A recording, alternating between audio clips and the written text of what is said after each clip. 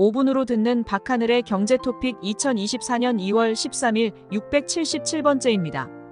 금융권에 따르면 금융감독원은 2월 16일부터 홍콩 H지수 ELS 대규모 손실 사태와 관련한 2차 현장 검사에 들어간다고 밝혔습니다. 오늘은 홍콩 H지수 ELS 대규모 손실 사태를 알아보겠습니다. 홍콩 H지수 정식 명칭은 항생 중국 기업 지수행생 차이너 엔터프라이지즈 인덱스로 HSBC의 홍콩자 회사 항생은행이 홍콩증권거래소에 상장된 중국 국영 기업 중 우량 기업들을 모아 만든 산출 지수입니다.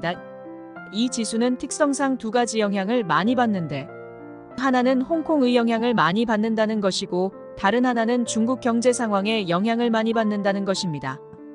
홍콩에 상장된 주식들은 홍콩 내 경제 정치 불안으로 부진을 겪고 있으며 그 결과 홍콩 항생 지수는 23년 연초 대비 26% 하락했습니다. 중국 경제 상황 역시 부동산 붕괴 등으로 인한 부진이 심각한 상태이며 특히 24년 1월 소비자 물가 지수가 전년 동월 대비 0.8% 감소하는 등 4개월 연속 감소를 기록하면서 소비마저 부진한 상태입니다. ELS 정식 명칭은 주가연동증권으로 특정 주식 혹은 주가지수 수치에 연계된 유가증권을 일컫는 말입니다. 이 증권도 특성상 특정 주식 혹은 주가지수 수치에 영향을 많이 받으며 연계하는 구조도 다양하게 나타납니다. 기본적으로 ELS는 만기에 일정 조건을 충족하면 약정된 이율을 제공하는 구조로 되어 있으며 그 종류에 따라 지수형, 종목형, 혼합형, 원금 보장형, 비보장형, 조기상환형, 만기상환형 등으로 나누어집니다.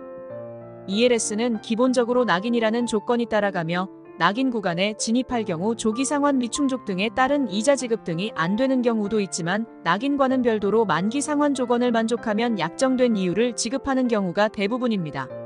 홍콩 H지수 ELS 대규모 손실 사태. 홍콩 H지수와 연동된 ELS들이 홍콩 H지수 하락으로 대규모 손실을 일으키면서 발생된 사태. 21년 2월 19일 1206.77을 기록하던 홍콩 H지수가 23년 12월 29일 5768.50으로 52.35% 하락했으며 통상적인 ELS 가입 기간 3년에 따른 24년 초부터 ELS 하락에 따른 대규모 손실이 발생하는 것으로 집계됐습니다. H지수 연계 ELS 규모는 총 19조 3천억 원으로 집계되었으며 이 중 24년 상반기에 만기가 돌아오는 금액은 10조 2천억 원이 될 예정입니다. 이전 사태와는 다르게 82%가 은행권에서 발생한 것과 금융 소비자 보호에 관한 법률이 제정된 뒤 발생한 첫 대규모 손실 사태로 가입자의 90%가 재가입자라는 것도 특징입니다. 낙인 효과와 홍콩 H지수의 5년 그래프입니다. 2차 현장 검사. 금융당국은 이번 ELS 손실 사태 발생에 따른 피해 접수에 따라 불완전 판매가 없었는지에 대한 12개 주요 판매자에 대한 현장 조사를 24년 2월 2일 실시했으며 추가 현장 조사를 실시한다고 밝혔습니다.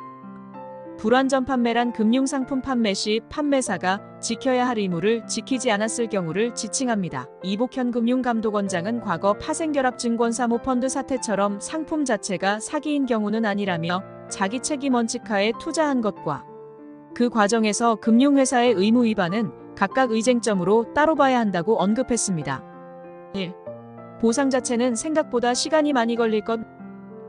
보상 비율에 따른 투자자, 금융기관, 금융당국의 간극이 큰 것은 문제입니다. 금융당국은 금융권의 ELS 손실의 50%는 선지급하는 것을 권고하는 등 민심 달래기에 주력하는 모습이지만 금융기관은 자칫 잘못된 선례를 남길 수 있으며 금융기관 판단이 나오지 않은 상태에서 배상을 할 경우 배임 소지가 발생할 수 있기 때문에 자의적인 판단을 꺼리고 있습니다. 문제는 이러한 공식 판단이 나오기 위해서는 금융당국이 보상을 위한 가이드라인을 세워야 하며 이러한 보상 비율이 금융분쟁조정위원회를 거쳐야 나올 수 있고 이를 바탕으로 금융사가 자율배상을 진행해야 하므로 실질적인 배상은 아무리 빨라도 24년 5월 정도에나 시작될 수 있습니다.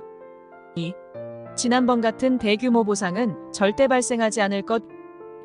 일부 불완전 판매 사례가 확인되긴 했지만 보상 비율이 높진 않을 것으로 확인됐습니다. 불완전 판매와는 별도로 대부분이 재가입자이며 판매 상품 자체가 문제 있는 경우가 아니기 때문으로 19년 DLF 사태 당시 투자자 책임 비율 최소치 20%보다는 높을 것으로 전망했습니다.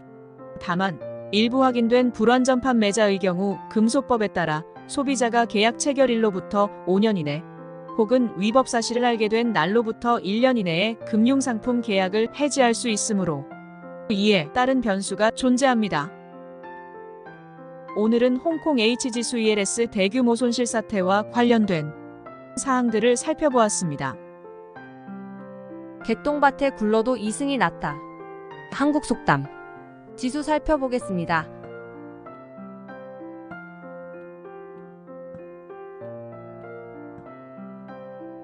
설 잘 보내셨으리라 믿습니다. 그동안 해외 출장과 입원으로 오랜만에 올리게 되었습니다. 내일 뵙겠습니다.